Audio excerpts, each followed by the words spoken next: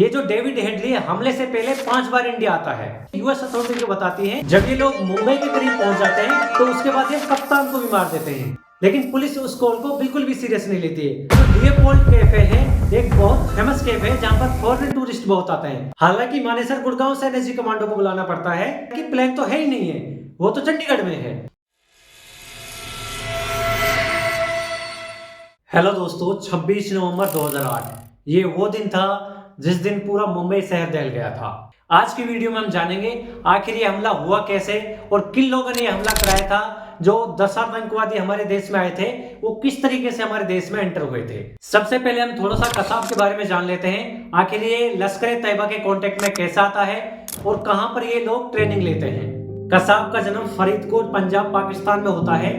कसाब 2005 में ईद के दिन अपने पिता से नए कपड़े मांगता है तो इसका पिता दिला नहीं पाता है, तो इसके बाद ये अपने पिता से झगड़ा करता है और घर छोड़ के चला जाता है। इसके बाद इसका एक दोस्त होता है मुजफ्फर लाल, उसके साथ ये छोटे मोटे अपराधों में शामिल हो जाता है जैसे कि चोरी चकारी फिरौती वगैरह। 21 दिसंबर 2007 को बकरीद के दिन ये लोग हथियार खरीदने की कोशिश करते हैं, तभी इनका सामना लश्कर तैयबा की राजनीतिक शाखा जमात दावा के सदस्य से होता है जो उस वक्त पर्चे बांट रहे थे।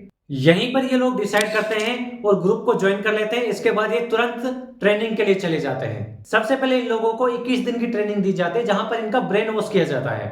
इसके बाद इनको दौराए आमा भेजा जाता है जहां पर इनको पक्का मुजाहिद बनाने की ट्रेनिंग दी जाती है। फिर इसके बाद इनको दौराए खासा की ट्रेनिंग के लिए मुजफ्फराबाद भेजा जाता है जहां पर इनको हथियार चलाना, मैप रीडिंग, जीपीएस और सिक्योरिटी से कैसे बचना, इस चीज की ट्रेनिंग दी जाती है। अच्छा, इस सब में एक और शख्स है जिसका नाम है डेविड रिचर्ड हेडली। ये अमेरिका मूल के पाकिस्तानी आतंकवादी था। इसके बारे में इंटरेस्टिंग बात यह है जो इसका पिता था वो एक पाकिस्तानी था और इसकी मदर जो थी वो एक अमेरिकन थी। ये जो डेविड हेडली है हमले से पहले 5 बार इंडिया आता है। सबसे पहले सितंबर 2006 में आता है, फिर ये फरवरी सितंबर 2007 में आता है, उसके बाद लास्ट टाइम ये अप्रैल और जुलाई 2008 में आता है।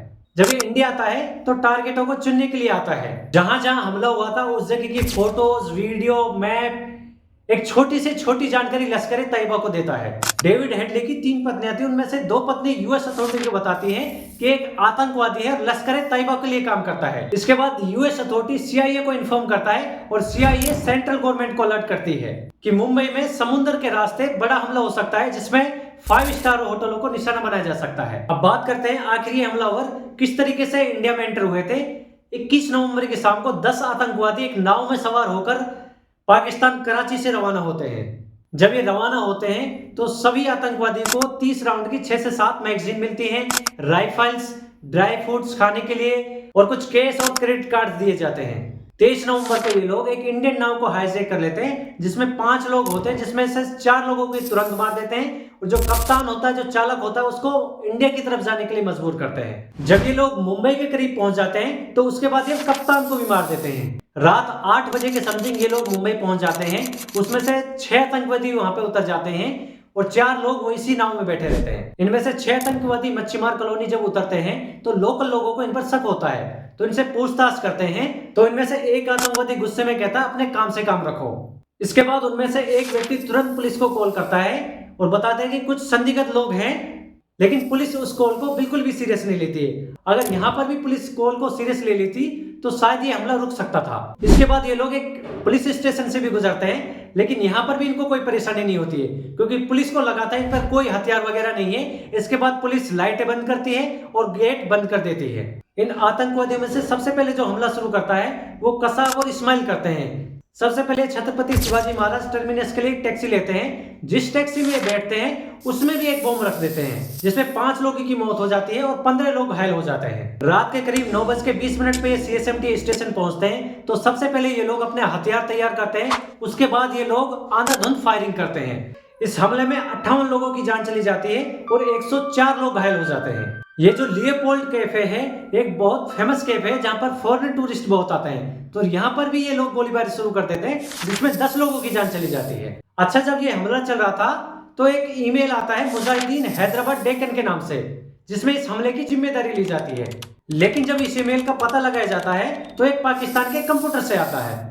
अच्छा, जब ये हमले चल रहे थे तो पुलिस और एजेंसी को पता लगाने में काफी समय लग गया कि एक आतंकवादी हमला है। पुलिस समझ रही थी ये कोई अंडरवर्ल्ड गैंग वॉर है। इसके तुरंत बाद महाराष्ट्र के सीएम सेंट्रल गवर्नमेंट से एनएसजी कमांडो भेजने की रिक्वेस्ट करते हैं, लेकिन इसमें भी परेशानी थी, आसपास कोई एनएसजी सेंटर ही नहीं था। हालांकि मानेसर गुड़गांव से एनएसजी कमांडो को बुलाना पड़ता है। जब एनएसजी चीफ जेके दत्त प्लेन मांगते हैं तो पता चलता है कि प्लेन तो है ही नहीं है, वो तो चंडीगढ़ में है। इसके बाद रो इंटरफेयर करती है और कमांडो को मुंबई भेजने के लिए पालम एयरपोर्ट पर खड़ा इलूसिन 76 देती है। लेकिन इसमें भी एक परेशानी थी, ये जो प्लेन था बहुत छोटा था, इसमें सिर्फ और सिर्फ 120 कमांडो जा सकते थे। इसी बीच हमारी इंडियन मीडिया सब कुछ लाइव टेलीकास्ट कर रही थी कि अभी कमांडो नहीं आए हैं, अभी ईंधन भरा जा रहा है, अभी कमांडो यहाँ पर आ गए हैं, अब प्लेन यहाँ पर आ गया है। कुल मिलाकर आतंकवादियों को पल पल की खबर मिल रही थी टीवी के जरिए। तो वापस आते हैं अपने टॉपिक पर। जो 4 आतंकवादी ताज होटल में मौजूद थे, उनका मुकाबला करने के लिए समुद्री कमांडो को बुलाया जाता है, लेकिन वो भी हमले से 3 घंटे बाद पहुंचते हैं। इसके बाद एनएसजी कमांडो अपना ऑपरेशन चालू करते हैं।